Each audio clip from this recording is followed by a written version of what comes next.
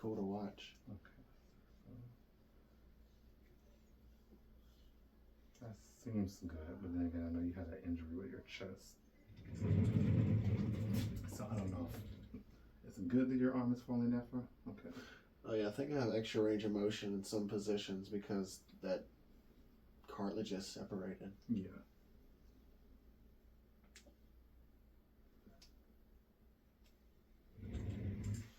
So you have more on this side than this side.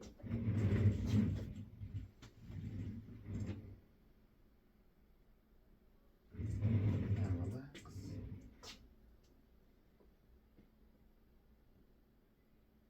You're good, but you can, I don't know if you can feel that just slight lift right there. So that would make sense that you would have that extra range of motion there. Yeah, I feel like I have more shoulder flexion than normal people just from having that separated.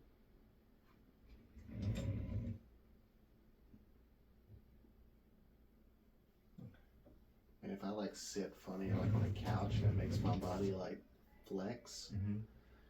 Sometimes I'll sit up and my chest has to pop so bad, like my sternum. Yeah. Like some people's sternum pop, mine, it's not normal.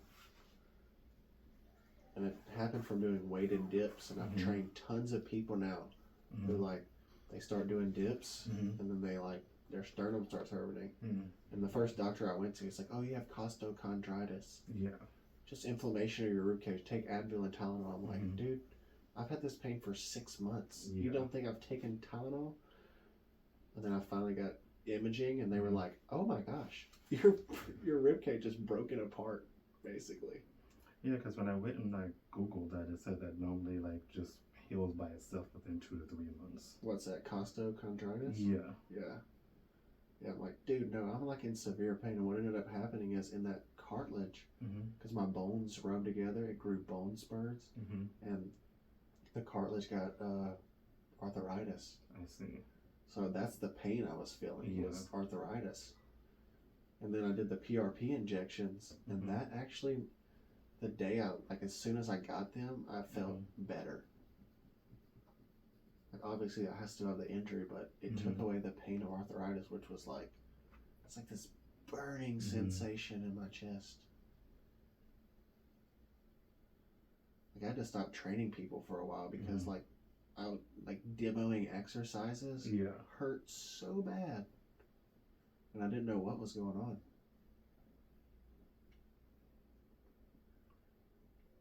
You have almost no fibrosis in your bicep, which is, you actually have none in your bicep, which is kind of rare. I don't do lots of curls, so. Like you can hear it here. Oh yeah.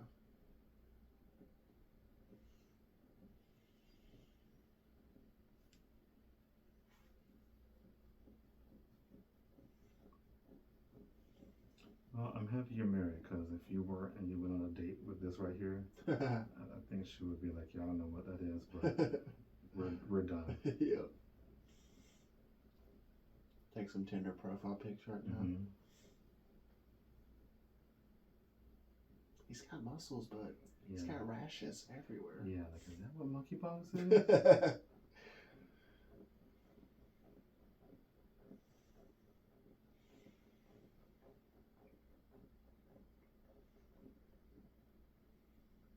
You don't have a lot around your anterior deltoid. This is where most people have it. From here to here.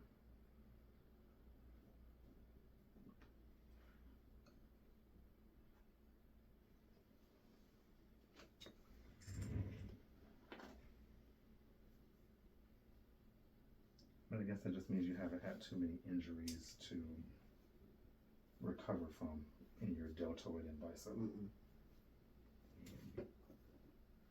If I've had any injuries, they're like on the back side of my shoulder, rotator cuff. Well, this is also one of the rotator cuff muscles. Yeah, it's tight. You're better than most people, though. Like, you barely arched your back. That's good.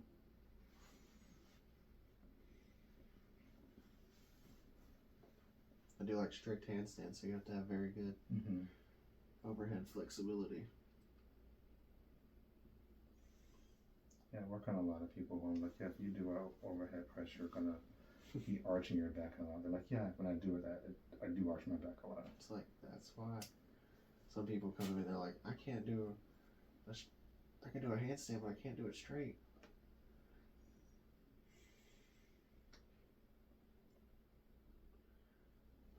Literally just make them put their feet like 6 inches away from the wall, butt on the wall, back on the wall, head on the wall, lower back flat.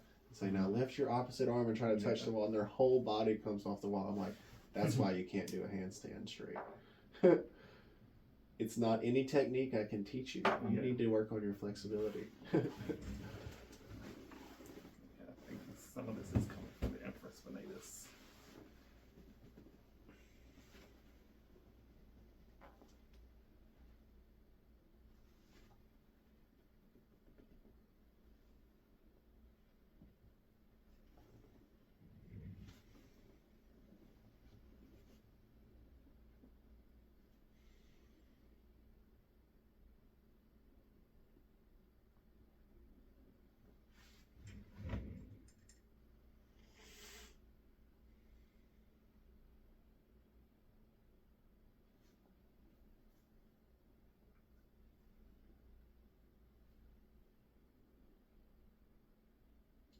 You do have a bit of a problem relaxing with your shoulder being moved. But that could be because of your chest. It could just be like a little bit of fear.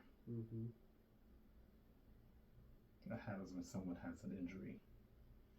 And then the body, like then the mind just starts to guard itself. It's pretty amazing that can happen in certain situations.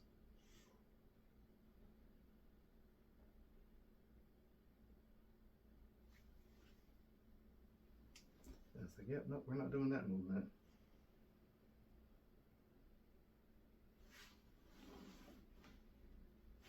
Okay, now what we're going to do is you're going to take your arm from here and you're going to go all the way back and then forward. You're going to do that about 10 times.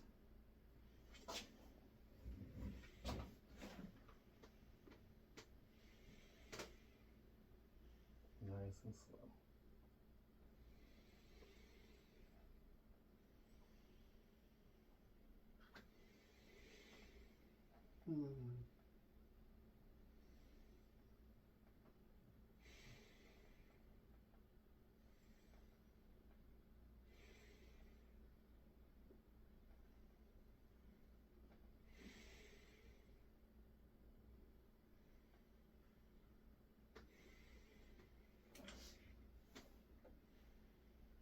And then when you get to 10, just stop.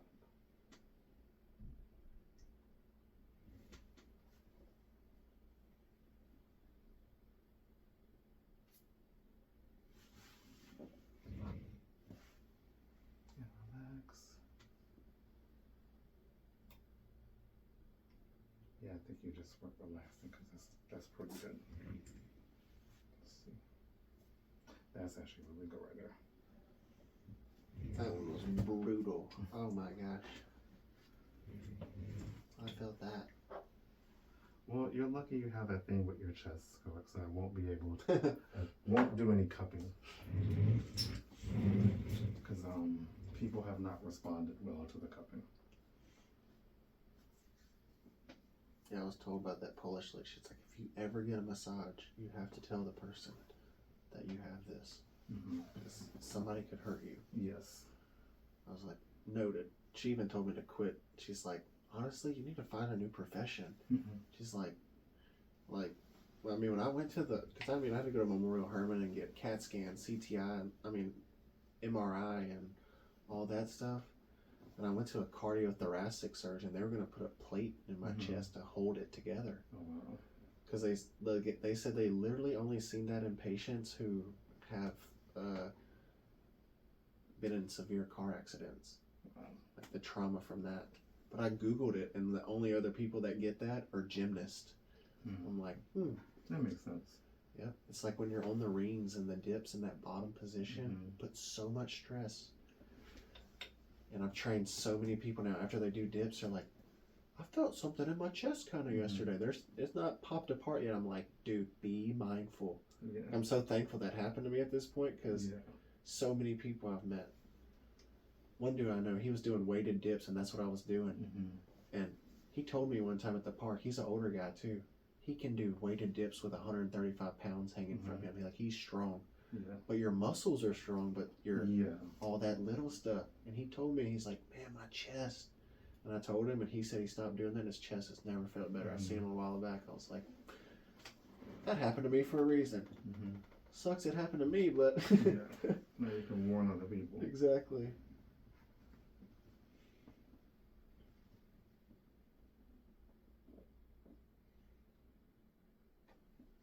It's actually a big myth. A lot of people, I've heard people advertise their calisthenics training. They're like, you're less likely to get injured than if you lift weights. I'm like, I think the injury scale on everything is pretty much the same when you're exercising. There's not like one that's like, dude, you can get injured doing anything. That was interesting. Like almost none over here. Can you feel that? Yeah. That's funny. It's like that. Up here. This is my weak side too, my left. So which is weird. I don't know if that makes sense to you.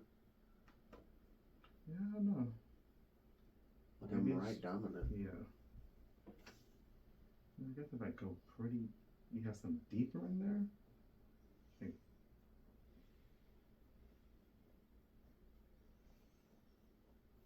yes, you have fibrosis here, but it's much deeper. Yeah.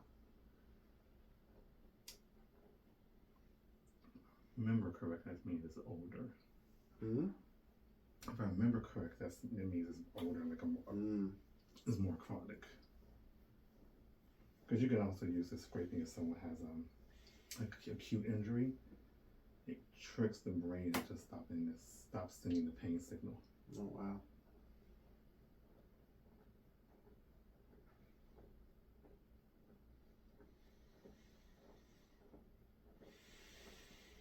Yeah, because you just give me all the pain right now. It's like, okay, I'm done. I don't want to hurt no more. Pretty much. It basically overrides the signal that it sends too much information to your brain. And your brain's like, just fuck it. That literally feels like shading of a tattoo.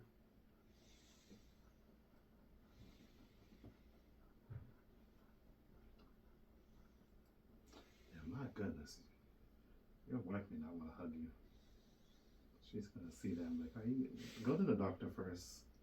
Make sure it's not contagious. Okay,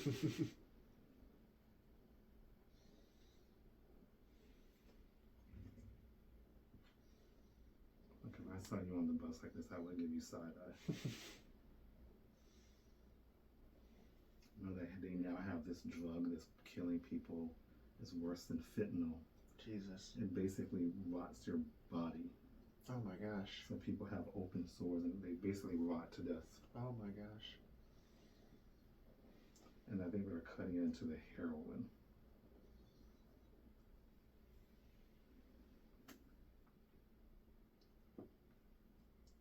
So if you ever see someone who looks like they're literally, they might be like falling apart. A zombie? Yeah. Yeah, they call it, I think they call it the zombie drug or something, but yeah, you look like a zombie. Oh. So let's see.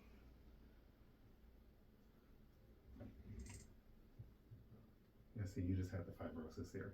Before it was a little bit like this, now it's falling like that. I felt it.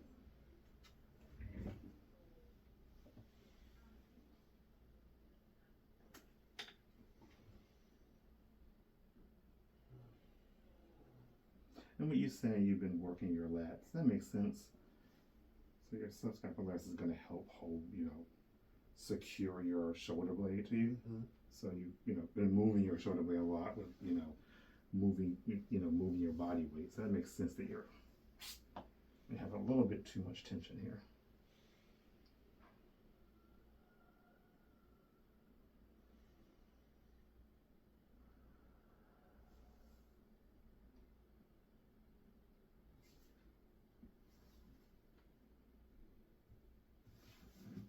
Because otherwise, up have a lot more range of motion than 90% of people I work on. That's good. Like I really have not had to do much other than a little bit of cupping just here, and that barely got to your serratus anterior. I barely had to work the serratus anterior here. A lot of people, I just have to spend so much time cupping it to get it, you know, to get their shoulder to move.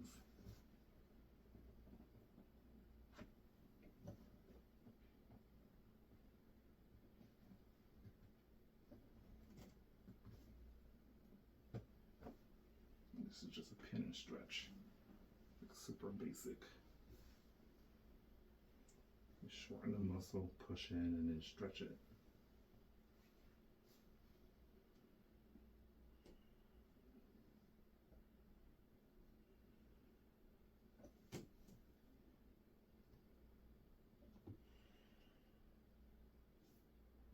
You're doing well with this.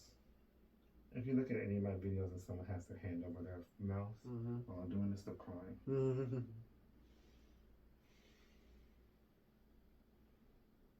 I didn't notice it till like my friend pointed out that you would see like one guy, his like eyes were red afterwards. Very good. Relax as much as possible. Imagine you're on a beach somewhere and not getting beat up in Houston.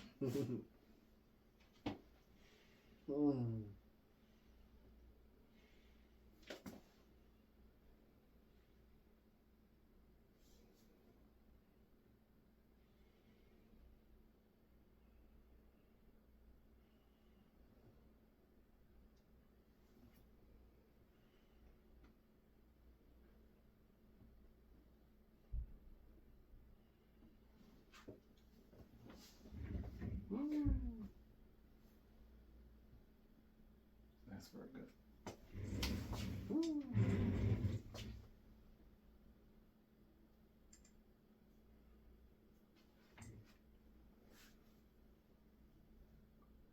And this is also very good. It's very hard to grab most people's sternocleidomastoid because it's often very tight on people. I do lots of neck stretches for my chest daily, so maybe that.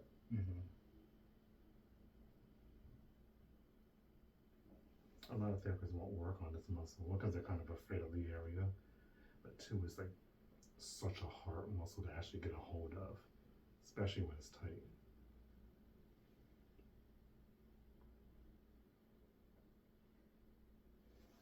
But when it's tight, it can cause a lot of upper back and neck pain. Interesting. So a little tighter on this side.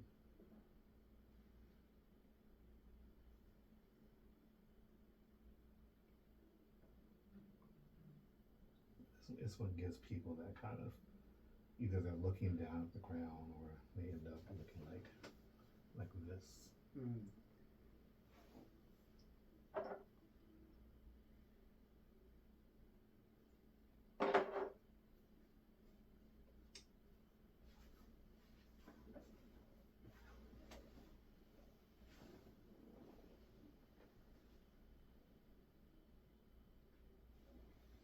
And this is just a trigger point right here. Yeah, it's brutal.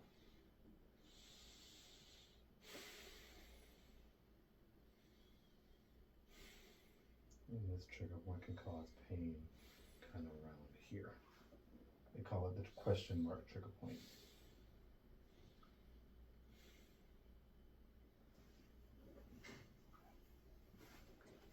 It's like your uncle at a barbecue comes up and like push on your neck right there, like, oh!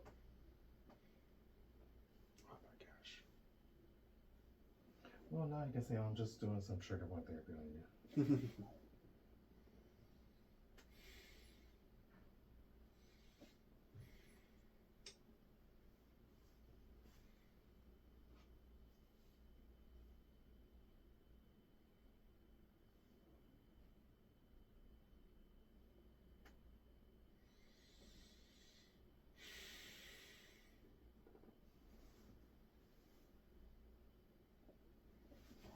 Relax as much as possible. Imagine you're back at Red Rock, Colorado, and you're not being beat up in humid Houston.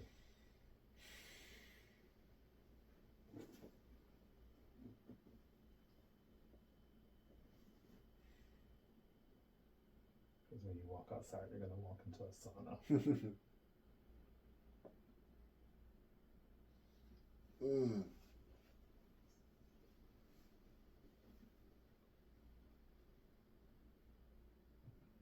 Next, we're going to have you sit up.